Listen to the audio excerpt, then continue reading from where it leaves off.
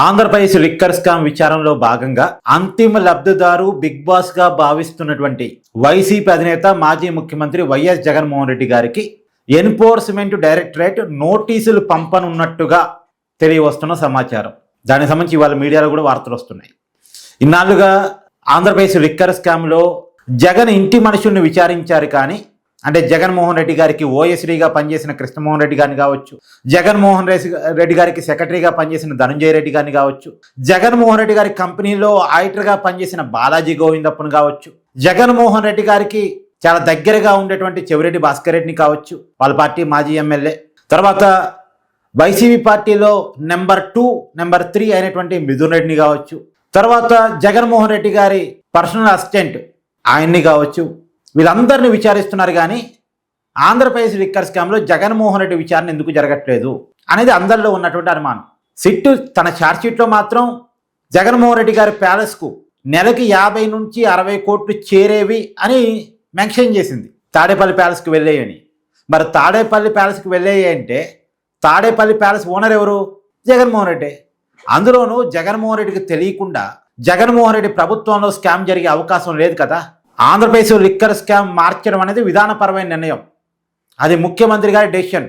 ఆయన తెలియకుండా ఈ స్కామ్ జరిగే అవకాశమే లేదు కదా. అందులోనూ ఒకవైపు జనాన్ని చంపుతూ ఇంకొక వైపు డబ్బులు సంపాదిస్తూ చేసిన స్కామ్ ఇది దారుణమైన స్కామ్. ఈ స్కామ్లో జగన్మోహన్ రెడ్డిని ఎందుకు విచారించట్లేదు అని సిట్ మీద కొన్ని ఆరోపణలు, అభియోగాలు ఉన్నాయి. దాని వెనకాల రాజకీయ కోణాలు ఉన్నాయా అనేటువంటి అనుమానాలు చాలామందిలో ఉన్నాయి. మొత్తానికి సిట్ వదిలేసినప్పటికీ ఎన్ఫోర్స్మెంట్ డైరెక్టరేట్ మాత్రం జగన్కి నోటీసులు ఇచ్చి విచారణకి పిలవబోతున్నట్టుగా తెలియవస్తున్న సమాచారం. కాకపోతే ఇక్కడ ఒక విషయం, జగన్ అరెస్ట్ అవుతాడు అని ఇన్నాళ్ళు భావించిన వాళ్ళకి ఈ కేసులో జగన్ అరెస్ట్ అయ్యే అవకాశాలు ఉండకపోవచ్చేమో. ఎందుకంటే ఈ కేసులో ఈడీ అరెస్టుల దాకా వెళ్ళలేదు. అందులోనూ కేసు ఈ దశలో జగన్మోహన్ రెడ్డి అరెస్ట్ అవుతాడని మనం అనుకోలేం. ఆల్రెడీ సిట్ అయితే ఛార్జ్షీట్లు కూడా కోర్టులో పొందుపరిచింది కాబట్టి ఈ దశలో ఇక జగన్మోహన్ రెడ్డి గారు అరెస్ట్ అవుతారని మనం అనుకోలేం. కానీ జగన్మోహన్ రెడ్డి గారిని పిలిచి విచారించే అవకాశం ఉంటుంది, జగన్మోహన్ రెడ్డిని నిందితుల లిస్టులో పెట్టే అవకాశం ఉండొచ్చు. ఇంతవరకు జరగవచ్చు, జగన్ని విచారించడం, జగన్ని నిందితుల లిస్టులో పెట్టడం వరకు జరగవచ్చు. ఇక జగన్ అరెస్టు మాత్రం ఉండకపోవచ్చేమో, చూడాలి.